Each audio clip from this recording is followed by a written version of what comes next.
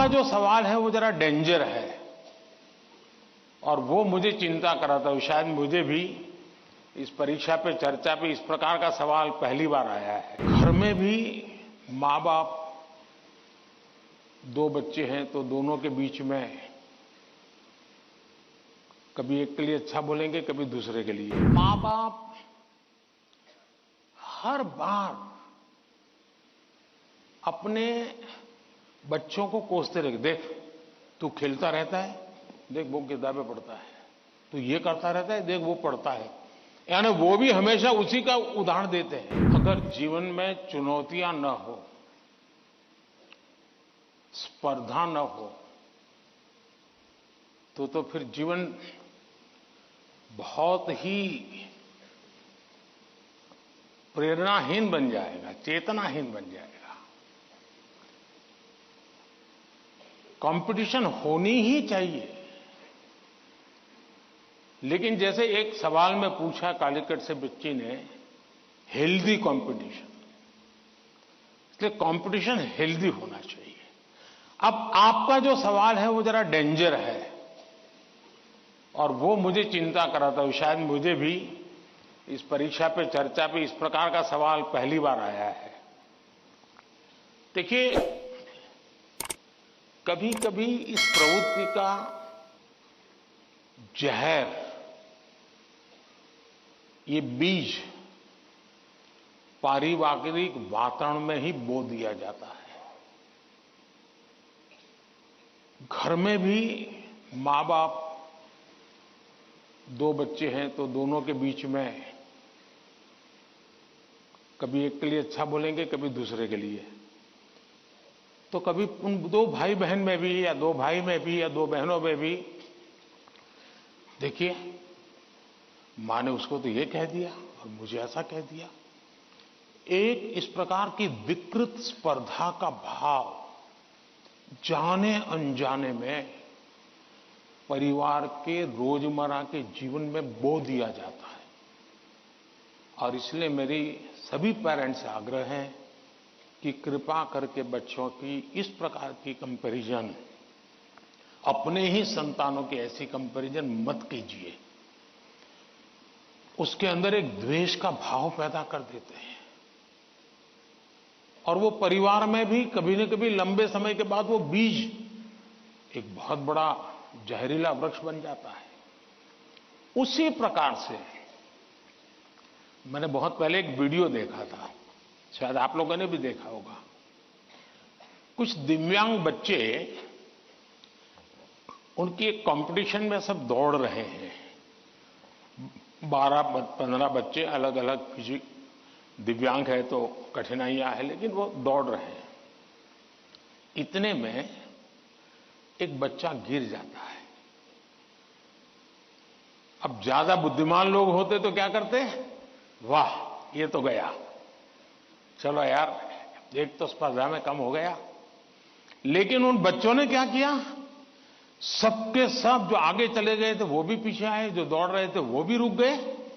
पहले उन सब ने उसको खड़ा किया और फिर दौड़ना शुरू किया।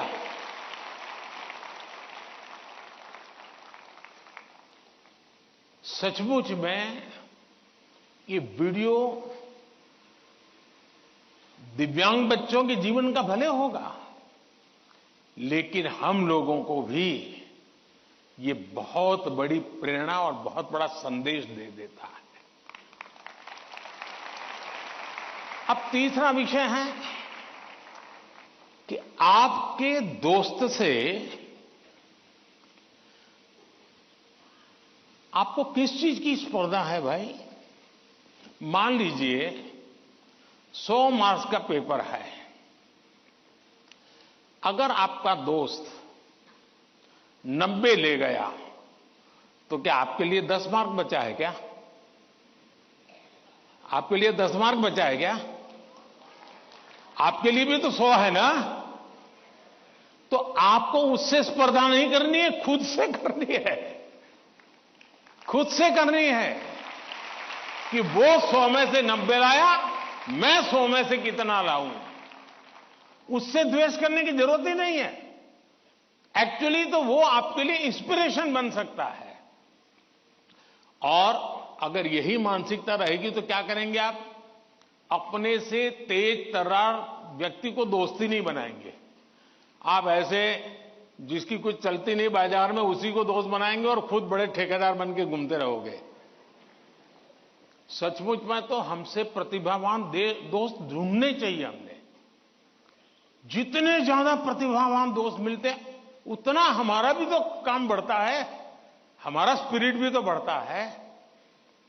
और इसलिए कभी भी हमने इस प्रकार का ईर्ष्या भाव कतई ही अपने मन में नहीं आने देना चाहिए।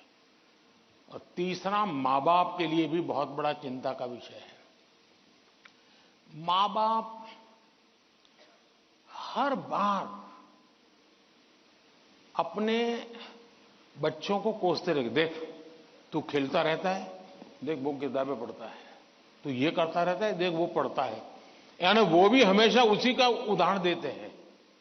तो फिर आपके दिमाग में भी यही एक मानदंड बन जाता है। कृपा करके मां बाप इन चीजों से बचें।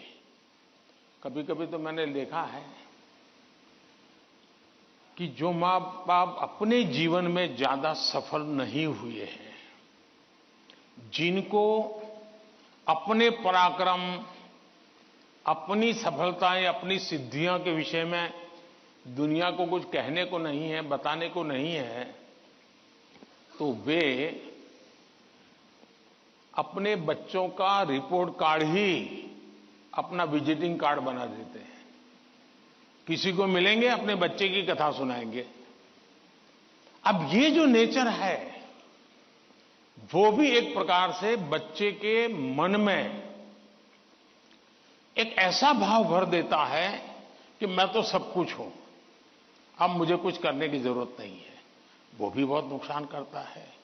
सचमुच में तो हमें अपने दोस्त में से ईर्ष्या भाव के बजाय उसके सामर्थ्य को ढूंढने का प्रयास करना चाहिए। उसके अंदर अगर मैथमेटिक्स में एक्सपर्टाइज है, मेरी कम है, मेरे टीचर से ज्यादा अगर मेरा दोस्त मुझे मैथमेटिक्स में मदद करेगा तो वो मेरी साइकी समझ करके करेगा और हो सकता है मैं भी उसी की तरह मैथमेटिक्स में आगे जाऊंगा।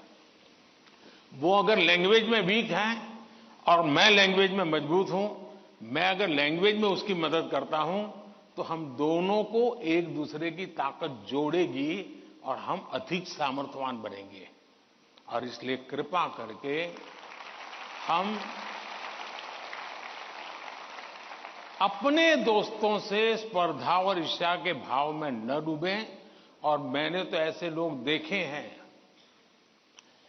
कि खुद फेल हो जाए, लेकिन अगर दोस्त सफल हुआ है तो मिठाई वो बांटता है। मैंने ऐसे भी दोस्त देखे हैं कि जो बहुत अच्छे नंबर से आए हैं लेकिन दोस्त नहीं आया, इसलिए उसने अपने घर में पार्टी नहीं की, फेस्टिवल नहीं मनाया। क्यों? मेरा दोस्त पीछे रह गया। ऐसे भी तो दोस्त होते हैं। और क्या दोस्ती लेन देन का खेल है क्या? जी नहीं, दोस्ती ये लेन देन का खेल नहीं है।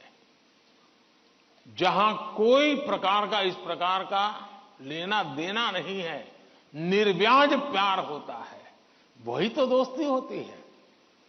और ये जो दोस्ती होती ना, वो स्कूल छोड़िए जिंदगी भर आपके साथ रहती है। और इसलिए कृपा करके दोस्त हमसे ज्यादा तेजस्वी तपस्वी हमें चुनने चाहिए और हमेशा उनसे सीखने का प्रयास